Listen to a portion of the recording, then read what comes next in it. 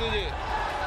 अब मुझे सुनो जरा, मुझे सुनो गरम मत कीजिए। मुझे सुनो ना, पहले बैठ जाओ, बैठ जाओ। क्या सिखाते हैं नैतिकता हमें?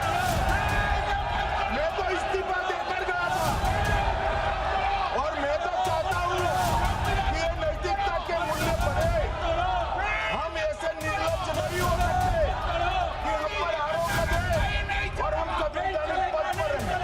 इस सभा के 21 सदस्य और उपसभापति द्वारा नाम निर्दिष्ट करने वाले 10 सदस्यों के मिलकर आइटम नंबर 20, 21 और 22।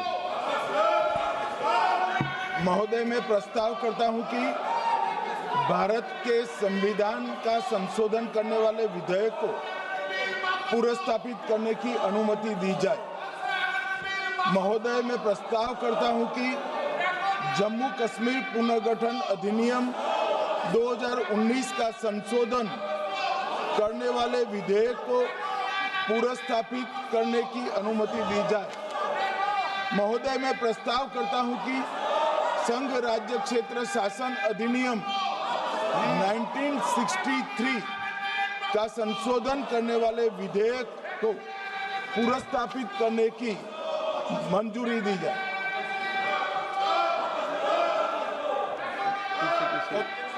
कर दिया। श्री असाउद्दीन ओवैसी जी। Sir, I stand to oppose the introduction of J&K Reorganization Amendment Bill 2025, Union Territories Amendment Bill 2025, and the Constitution 130 Amendment Bill 2025, sir. Sir, this violates principle of separation of powers, due process, undermines the right of the people to elect a government. Sir, it gives executive agencies a free run to become judge and jury executioner based on flimsy allegations, suspicions, sir. Sir, only when an offence is proved beyond reasonable doubt, then only you can leave the post and the membership. But here a mere accusation, allegation, the punishment of losing one ministerial post will follow. Sir, parliament democracy's chief ministers and ministers can only be removed through true means. First, executive prime minister can recommend their removal if the second council of ministers lose confidence of the legislature. Now this bill would empower the unelected executive bureaucracy to play the role of legislature. Sir, it undermines representative parliament democracy. This amendment would leave the minister and CM at the mercy of executive agencies. The severity of the amendment is not only in the fact that one loses their position if they are arrested, but even if they are detained. Detention and administrative action doesn't require offence to be made. Sir, the chief minister will not be able to accountable people. I want to know from the Honourable Home Minister, as he read Article 74(1), which says that the Council of Ministers headed by the Prime Minister to aid and advise the President who shall, in exercise of his function, act in accordance with such advice. Now, this bill clearly violates 74(1). Sir, this is the 1933 Gestapo when Gestapo was found in Germany. This government is hell-bent on creating a police state. This will be a death knell and leash an elected government, sir. Indian Constitution is being amended to turn this country into a police state. BNS 152, the Home Minister promised in this House that sedition would not be used. Section 316, Section 9 of BNS, PMLA Section 4, all these can be used to destabilize an elected government, sir. That is why I oppose the introduction of all these three bills. This is nothing but creating a Gestapo to ensure that our democracy does not survive. And may I tell the Honourable Home Minister, despite his promise on BNS 152, 152 has been used against a senior journalist, Siddharth Vardhan, Assam also. That is why I oppose this introduction of three bills, sir. Thank you. Tiwari.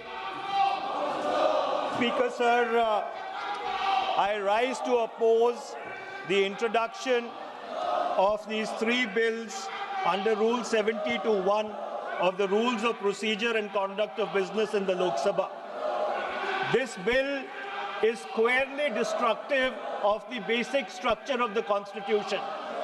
अध्यक्ष महोदय, भारत का संविधान का जो मूलभूत ढांचा है वो ये कहता है कि कानून का राज होना चाहिए. There should be rule of law. और उस rule of law, कानून के राज की बुनियाद है कि आप बेगुनाह हैं जब तक आपका गुनाह साबित नहीं किया जाता. You are innocent until proven guilty. This bill stands that fundamental maxim of jurisprudence on its head. It makes an investigating officer the boss of the Prime Minister of India. The second ground on which I oppose this bill, it violates Article 21, the due process clause. FIR, arrest, charge sheet, and even framing of charge does not in any manner substantiate guilt. In fact, you plead not guilty only after charges are framed against you. This bill turns the fundamental jurisprudence of Article 21 on its head. Number 3, it distorts parliamentary democracy, which is again basic structure, by displacing will of the people through mere custody, bereft of judicial determination. अध्यक्ष जी, ये बहुत ही संवेदनशील विधेयक है. मेरे 2 बिंदु और हैं, मुझे कृपया. ओके. चौथा, on the fourth ground is it opens. Please माननीय सदस्य, आप नियम 72 के तहत विरोध कर रहे हैं. अध्यक्ष जी बिल्कुल. जब कभी बिल आपका सदन में आए, जब आप डिटेल में चर्चा करना. अध्यक्ष जी, अभी नियम 72 के विरोध के बाद सारांश बोलने की परमिशन दिए. जो रूल 72 है वो 2 चीज कहता है. एक लेजिस्लेटिव कॉम्पिटेंस, एक general opposition of the bill, जिसकी स्वीकृति आप दे सकते हैं. और क्योंकि ये इतना संवेदनशील विधेयक है, मैं आपसे ये विनती करता हूं इसके ऊपर पूरी चर्चा कराई जाए. मेरे सिर्फ 2 बिंदु और हैं.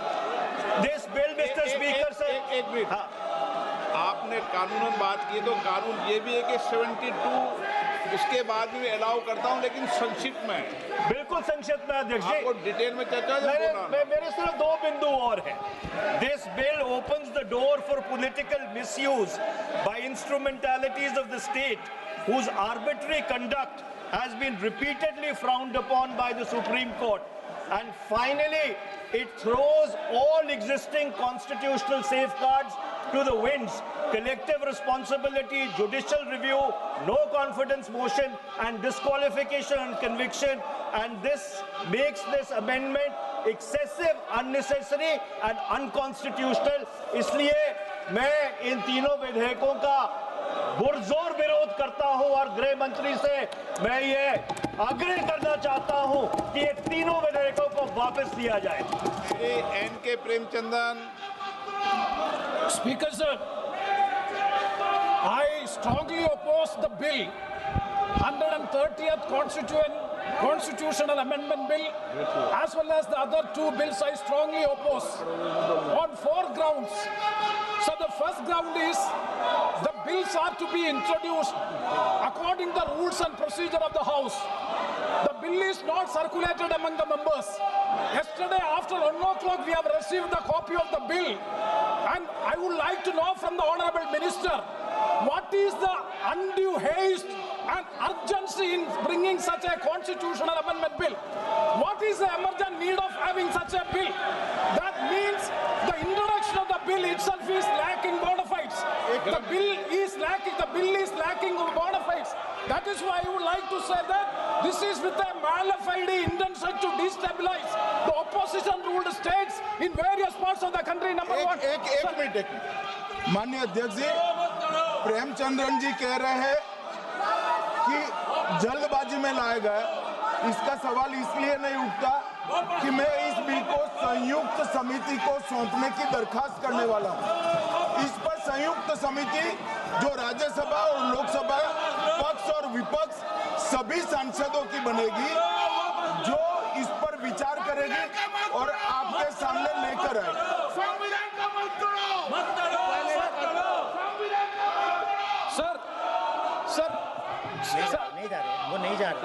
Sir, I do agree with the Honorable Minister, but at the same time, the members are having the right to oppose the bill at the time of introduction.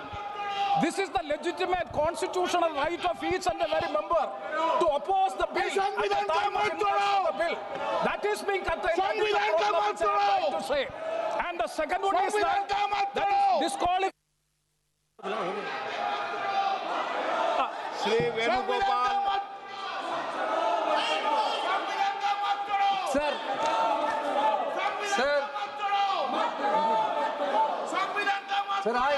oppose the introduction of the Constitution Amendment Bill 25, the government of Union Territory. Sir, this bill is to sabotage the federal system of this country. This bill is to sabotage the basic principle of the constitution of this country.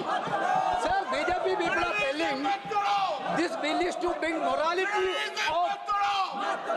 in politics. Can I ask a question to the Honorable Home Minister? When he was the Home Minister of Gujarat, he had been arrested, sir. Whether he took the morality of that point of time, ये विषय नहीं है माननीय सदस्य। morality of that point of time. गृह मंत्री जी, अब मुझे सुनो जरा, मुझे सुनो गृह मंत्री जी, मुझे सुनो ना, पहले बैठ जाओ। प्लीज। हाँ, गृह मंत्री जी। माननीय अध्यक्ष जी, मैं रिकॉर्ड क्लियर करना चाहता हूं। मुझ पर झूठे आरोप लगाए तब अरेस्ट होने के पहले मैंने नैतिकता के मूल्यों का हवाला देकर इस्तीफा भी दिया और जब तक मैं कोर्ट से निर्देश नहीं हुआ कोई संविधान पद मैंने स्वीकार नहीं किया। ये क्या सिखाते हैं नैतिकता में? मैं तो इस्तीफा देकर गया था और मैं तो चाहता हूं कि ये नैतिकता के मूल्य बढ़े। हम ऐसे निर्लज्ज नहीं हो सकते कि हम पर आरोप लगे और हम संवैधानिक पद पर रहें। अरेस्ट के पहले मैंने इस्तीफा दिया है। माननीय सदस्य, आप बिल पर बोलिए। आप 72 के नियम के तहत बोलिए। Sir, this name है आपका डायरेक्शन है 19 आप 72 नियम के तहत बोलिए। सर माइक नहीं है सर। नियम के तहत बोला आप 72। सर दिस आपका डायरेक्शन है 19A 19B। हाँ है। साउथरन कॉल भी है। हाँ। Very clearly telling at least 1 week notice is needed for introducing a bill. Sir, I am telling that this bill is to target the opposition ruling government. This bill is to threaten the people like Nitish Kumar and Chandrababu Naidu. This bill is to blackmail. Sir, my point one. आप माननीय सदस्य, आप 9 चलिए। धर्मेंद्र प्रधान जी बोलना चाहते हैं? प्रधान नहीं यादव। आपके मेंबरों को बिठाओ।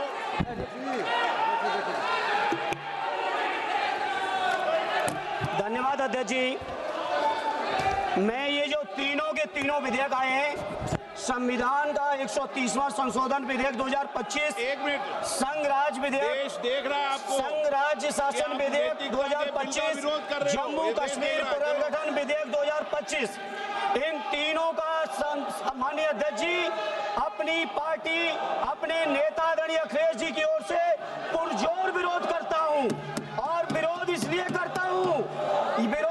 करता हूं माननीय गृह मंत्री जी, बहुत नैतिकता की बातें कर रहे हैं आपने भाषण दिए थे चक्की पी सिंह महाराष्ट्र में, जिनको लेके डिप्टी सीएम बना के घूम रहे हैं आप।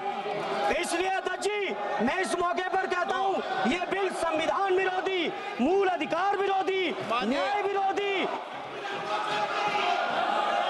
माननीय अध्यक्ष जी, मैं प्रस्ताव करता हूं कि भारत के संविधान का संशोधन करने वाले विधेयक, संघ राज्य क्षेत्र शासन अधिनियम 1963 का संशोधन करने वाले विधेयक और 2019 का और संशोधन करने वाले विधेयक को